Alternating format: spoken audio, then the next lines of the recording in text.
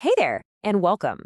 So, if you're here, it means you are right at the finish line of your cosmetology journey, which is, a huge deal and definitely something to celebrate. Today, we're going to demystify that, let's call it the final boss, the Kentucky Cosmetology Licensure Exam.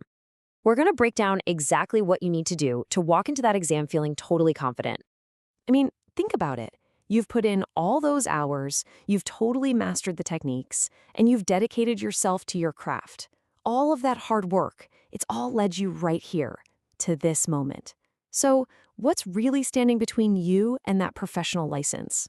Right. It's so much more than just a test. It's really the launch pad for your entire career. Think of it as that final challenge, the one that unlocks everything you've been working so hard for. And that's what we're here for. We're going to break down every single step so you can walk in feeling like you've got this. Okay, so first things first, getting approved. Before you can even think about booking your test, you've got to get that official green light from the board. Now, I know that sounds kind of complicated, but trust me, it's actually a pretty straightforward process.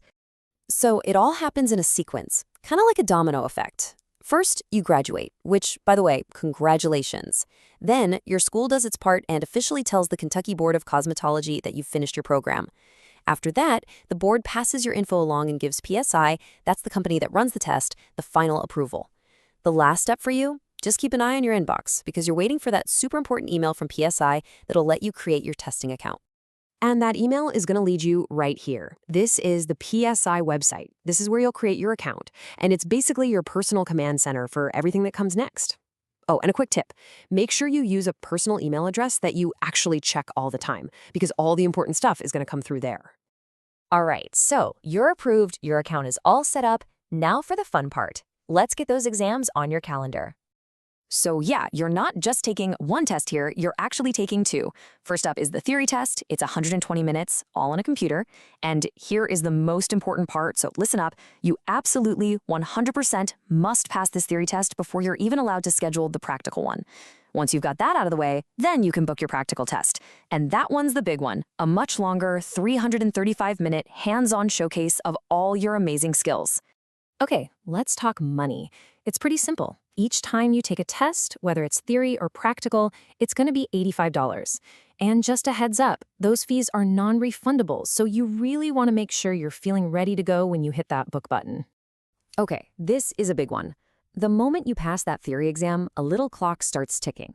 You have exactly 6 months, a 6-month window, to take and pass your practical exam. So for sure, celebrate passing that theory test. You earned it. But my advice, don't wait too long. Get right back in there and get that practical test on the books.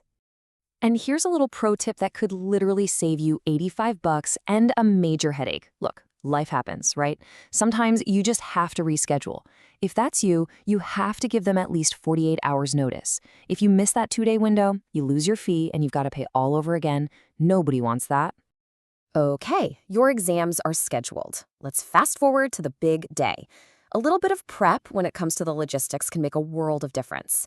It's all about keeping those nerves in check and staying focused. Now this is absolutely non-negotiable. You have to plan to get to the testing center a full 30 minutes early. Seriously, this gives you plenty of time to sign in, get your ID checked, and just breathe, Get settled without rushing. Because if you're late, they won't let you in and you'll lose that testing fee. So yeah, maybe set a few extra alarms. Okay, please pay close attention to this one. You need 2 forms of ID. Not 1, but 2. The first one has to be a valid government-issued ID with your photo on it, like a driver's license or passport. The second one just needs to have your pre-printed name and your signature. And here's the kicker. The name on both IDs has to exactly match the name you used to register. So please double-check the stuff the night before. So to keep everything secure, they have a really strict list of things you just can't bring in with you. All this stuff needs to stay in your car or at home. We're talking electronic devices, so your phone, any kind of smartwatch, no bulky coats or hoodies, no hats unless it's for religious reasons, and yeah, no purses, bags, wallets, or even food and drinks. They'll give you a locker for small things, but honestly, it's just way easier to travel light. Okay, logistics are covered. Now let's get to the good stuff.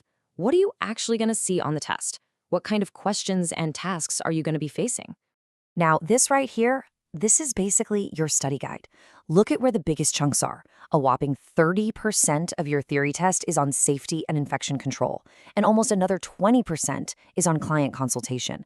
I mean, if you really master those two areas, you are already well on your way to a passing score. It tells you exactly where to focus your energy. And for the practical exam, it is all about your process and your timing.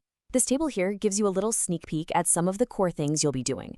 And you can see you'll be timed on every single section, from just setting up your workstation to doing a full chemical wave. So when you practice, don't just practice the skills. Practice doing them efficiently and correctly within these time limits. That's the key. And that's pretty much it. You are ready to go. You've seen the whole path, from graduation all the way to test day. You know the rules, you know what's on the tests, and you know you can do this. So, if you take one thing away from all this, let it be this. Your success on this exam isn't about luck, not at all. It's about preparation. And just by understanding this whole process we've walked through, you've already taken the biggest step. That knowledge, that's what builds the confidence you're going to carry with you into that testing center. Seriously, you've got this. So let's end with a little something to keep you motivated. Picture this. You have that official license in your hand. What's the very first thing you're going to do? What's that first goal you're going to crush, or the first client you're going to make feel amazing? Whatever that dream is, just keep that vision in your mind. It'll get you through. Good luck.